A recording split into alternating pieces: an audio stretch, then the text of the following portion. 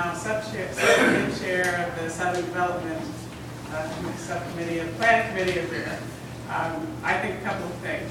I think we've got to think about what we want to do short term and what we want to do long term.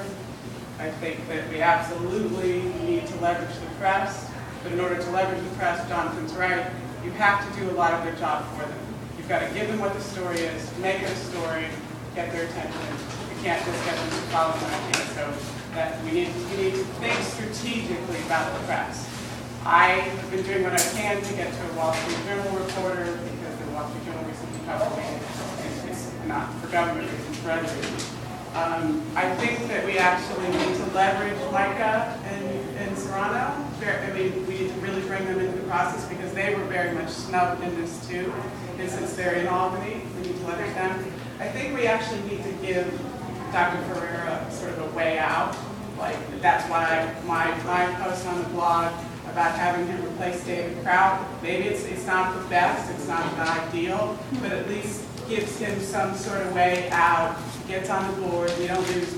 It's just a concept in terms of allowing some people to save face.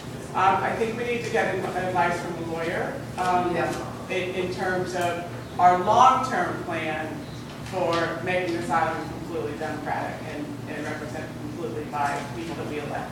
Not just nominations to RIOC, maybe not even RIOC itself. So I think there needs to be the short term, how we get attention, how we get it in the press, how we keep the pressure on. I think we don't make it about Ferrara, and I think we need a right long-term plan. Speaking of Senator Serrano, he's got some new staff coming on board to be replacing our community contacts, and I have a breakfast meeting with them Friday, and I will be following that along because he's got to be 55. Do you want to take some of his folks with you to that breakfast meeting? This is an initial meeting. It's not appropriate. I'm meeting these people for the first time. They are babes in the woods, and I don't want to scare them off too fast. Bill. I'd like to sort of reiterate a couple of things. One, as I've said to some people, this is a marathon and not a sprint. I'm Bill Long, I'm a member of the Octagon, resident of the Octagon, and member of the Common Council. This is a marathon, it's not a sprint. We need a multi-step process. I think an immediate step in this day and age might be emails instead of letters. I'm a big believer in the time-worn technique of petitions. I think that may still work, and that only costs, then it's only one envelope. And I think that but we have to realize that this is not going to be something that we get done in the next week or month. The second thing is about the story. The story is not necessarily about Roosevelt Island. The story is about the lack of transparency in government. Nobody is surprised that there are backroom deals cut in Albany. But what we have here is a prime example that we can describe in detail where the story is the lack of transparency and the backstory is the impact on Roosevelt Island and the lack of self-determination that we have experienced and that you've all been working on for many years. If we focus on the child school or any representative or member of the child school and come across as being against the kids, especially special needs kids, we're not going to get good press for that. Yep. So I think and the final thing I'll say is that the problem is the institution itself. And we need a way to move towards a different type of institution besides the current structure of RIOC. And that's the end game of the marathon. That will take a long time, but we need a different type of institution. We need the community's backing for a different type of institution to either replace RIOC or for RIOC to transform itself into, or something that works differently than it does now. Because, as I've said on a blog post, why do we care about electing members of an organization that doesn't exist for our best interest, as Matt said? So those are the points I sort of, in random order that I have, but I value looking to hearing other people's opinions. Vicki, Feinmel, long-time resident.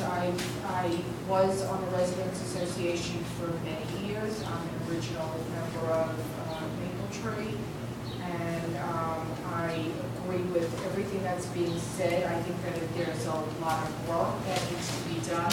I don't think that, although I'm thrilled to see everyone, I think we all have to try to recruit more people. I think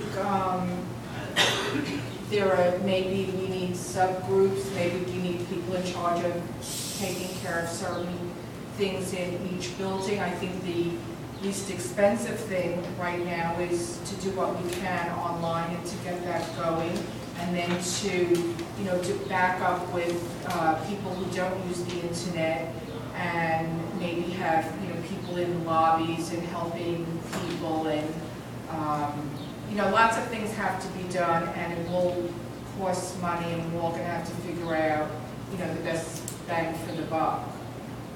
And the next week is a RIOC meeting, so I think it's also important that people be there, and to just keep on, putting letters together and sending to Cuomo and Mr. Ferreira. My name is Nurit and also I'm a long-time resident on the island. I've also been at RIRA and a member of Maple Tree Group as well. And I know how hard we worked to achieve what we achieved till now, and how proud we were to get Jonathan and Kathy and Margie and Faye and whoever was elected, and how it's a great joy and pride for us. And I feel that we really got slapped in the face overnight. And I'm really, really shocked. And it's not about the child school. It's not about what he's going to do for the island. It's not about RIA. It's really about democracy. And we really did not take our eyes off the ball. This is our issue. We cannot be distracted. Well, he's good for us. He's going to do this. RIA didn't know. Cuomo doesn't know. What politician knows? This is not the issue. The issue is that we got screwed up in our democracy, in our process. And it's actually a process that's been happening all over the state. It's not only here. And that's why now, especially with all the union busting and whatever is going on around us, it can get big news. I think we should strategize very carefully. We should not just muddle the waters and get lost in so many items. We should probably have some committees. Think about a committee or a subgroup that would deal with publicity, another one with politicians, another one with islands, and also another one with events that could coordinate among all of those. There is a RIOC meeting. That's a huge event. We could be there in droves. We can have signs. We can call shows. We can do really a lot. If anybody knows, I'm watching the Rachel Maddow show a lot. The Catherine something school in Michigan with the girls, that the school closed for apparently no reason. And all they did is they sat in front of the school and the police came and arrested them. It became huge news. And you know what? They backed off. Just as a counsel to what Vicki said, 8 of the 9 members of the RIOC elections group are sitting in this room right now. So I think tapping into the money that's been sitting in that account for years and years is not going to be a problem. I would also mention that 4 of the 6 RIOC board members we elected are also sitting in this room. So we have a group of people who have been thinking about these issues for a very long time. I just want to finish, let's just focus and remember that it's not about this person or that person, it's really about the major issue. Linda, do you want to?